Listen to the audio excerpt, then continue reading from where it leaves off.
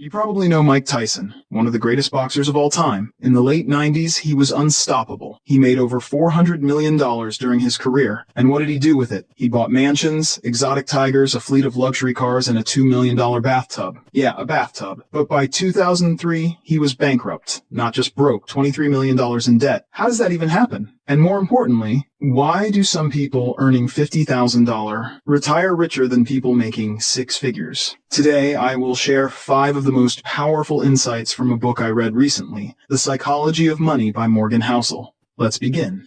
Number 1, you're not fully in control. Alright, let's get real. You're not fully in control of your success. We love to believe that if we just work hard enough, make the right choices, and grind every day, success is guaranteed. But in reality, luck and risk play a way bigger role than we want to admit. Back in high school, Bill Gates had a best friend named Kent Evans. They were both insanely smart, obsessed with computers, and had huge dreams of building a tech empire together. But before they could even graduate, Kent tragically died in a mountaineering accident. And just like that, his story ended. Meanwhile, Bill Gates went on to become, well, Bill Gates. Bill Gates also happened to go to one of the only high schools in the entire country that had a computer in the 1960s, a time when computers were rare. That one lucky break gave him a head start most people never got. Now, did he work hard? Absolutely. Was he a genius? No doubt. But would his life have turned out the same if he had been born in a different city, a different time? Probably not. Here's the problem. We look at successful people and think, they did X, Y, and Z, so if I just do the same thing, I'll succeed too. But we ignore the invisible factors, the lucky breaks, the right connections, the timing. Same thing with failure. Take Jesse Livermore, one of the greatest stock traders of all time. He made millions, lost it all, made it back again, and then lost everything one final time. The Great Depression wiped him out completely. He went from being one of the richest traders in history to having nothing. So what's the lesson here? Success is never 100% skill. Failure is never 100% stupidity. That doesn't mean you should just give up and let fate decide your future. No. The point is to understand that both luck and risk exist, and they affect us all in ways we can't predict. At the end of the day, you can't control luck, and you can't avoid risk completely. All you can do is make smart choices, put yourself in the best position possible, and be ready for whatever happens. Number 2, getting wealthy versus staying wealthy. We love stories of people who made it. The genius entrepreneur who turned a garage startup into a billion-dollar company. The stock trader who bet big and made a fortune overnight. The influencer who suddenly blew up and started making crazy money. But have you noticed something? A lot of those people lose it just as fast. Because getting rich and staying rich are 2 completely different skills. Think about it. How many times have you heard stories of celebrities, athletes, or business moguls going from filthy rich to dead broke? Mike Tyson lost it all by 2003. Nicolas Cage burned through $150 million.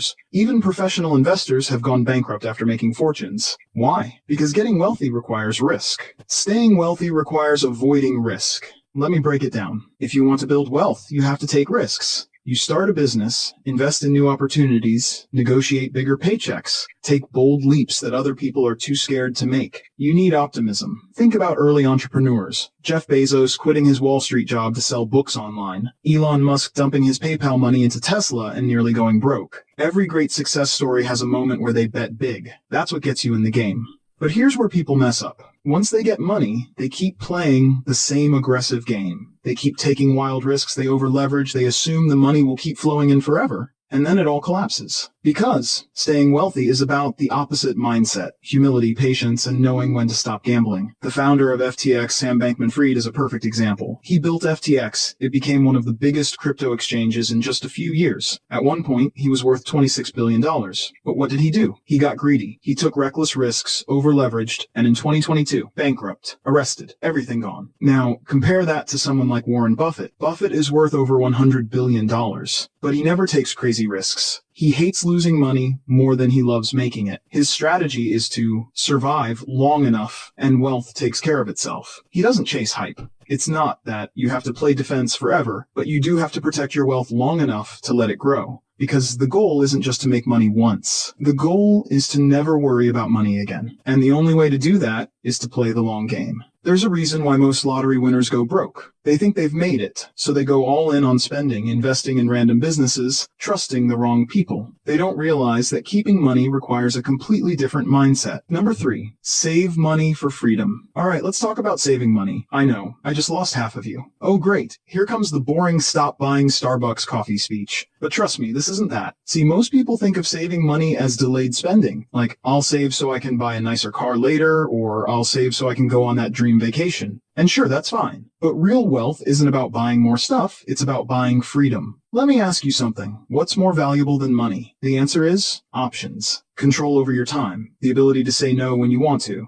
I know a guy who got stuck in a terrible job. Toxic workplace, crazy hours, boss from hell, but he couldn't leave. Why? Because he had zero savings. He was living paycheck to paycheck, stuck in a cycle where quitting wasn't an option. Now compare that to another friend who saved aggressively for a few years. When his job started draining the life out of him, guess what? He walked away. No stress, no panic, just I'm out. There's a term for this, the FU fund. Basically, it's a pile of money that lets you walk away from bad situations. Your job sucks, you don't have to stay. Your landlord raises your rent, you have options. Toxic relationship, you can walk away without worrying about rent. And you don't need to be a millionaire for this. Even having 6 months of savings can put you in a completely different position in life. Most people who say they can't afford to save actually can. It's just that saving isn't exciting. Spending is fun. You get a new car? People notice. You post it on Instagram. Everyone hypes you up. But saving? No one sees it. No one claps for you because you quietly transferred $500 into your emergency fund. Most people think getting rich means buying expensive things.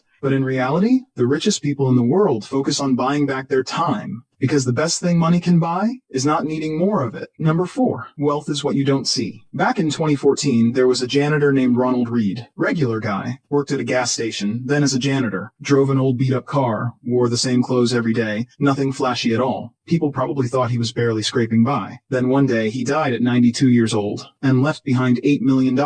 Everyone lost their minds. Where did this guy get $8 million? Turns out, while others were flexing, Ronald Reed was quietly building wealth. No one saw his wealth, because it was invisible. Wealth is the money you don't spend. It's the freedom you're building, the investments growing quietly in the background, the peace of mind that comes from knowing you're financially secure, even if nobody else sees it. Think about it. When someone pulls up in a brand new Ferrari, what do we assume? Damn, that guy must be loaded. But we don't actually know that. All we know is he spent $300,000 on a car. What we don't see is how much he actually has left. He could be drowning in debt for all we know. Look, I'm not saying don't buy nice things, you should enjoy your money, but flexing for others at the cost of your future? That's a losing game. If you take just one thing from this, let it be this. Looking rich and being rich are two completely different games. Looking rich is easy. Swipe a credit card, finance a car, buy expensive clothes. Anyone can do that. Being rich, that's about what you don't see. If you ever wonder why some people make 6 figures and still struggle, while others making way less retire early, it's because of this one simple difference. Some people buy things, others buy freedom. Wealth is not your income. Wealth is not your car. Wealth is the money you didn't spend. That's why guys like Warren Buffett still live in the same house he bought in 1958. Not because he can't afford a mansion, but because he values freedom over flexing. Number 5. Emotions matter. Let's get one thing straight. Money isn't just numbers, it's feelings.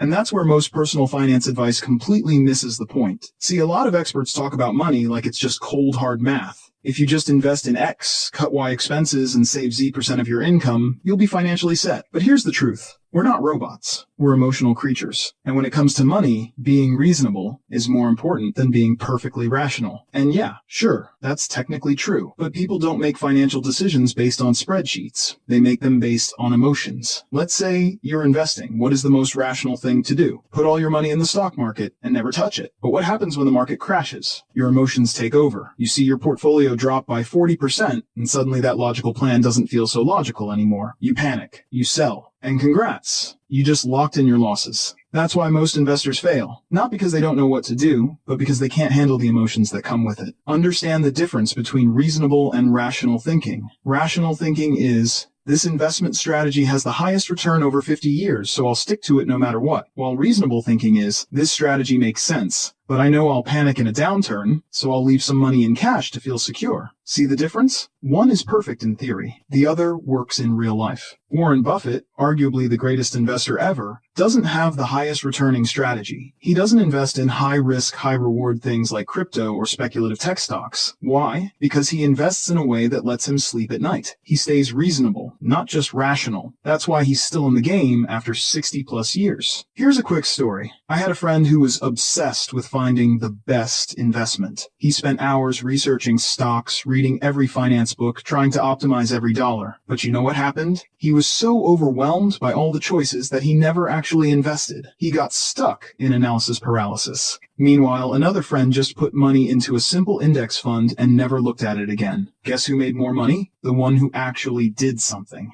Find what works for you. The best financial plan isn't the one with the highest return on paper. It's the one you can actually stick with. Because money isn't just numbers, it's emotions. And the best financial plan is one that lets you live in peace. Alright, we've covered a lot, but information without action is useless. And if this video helped you, do yourself a favor, take action today. Because the best time to start was yesterday. The second best time, right now. Subscribe for more videos. Have a nice day.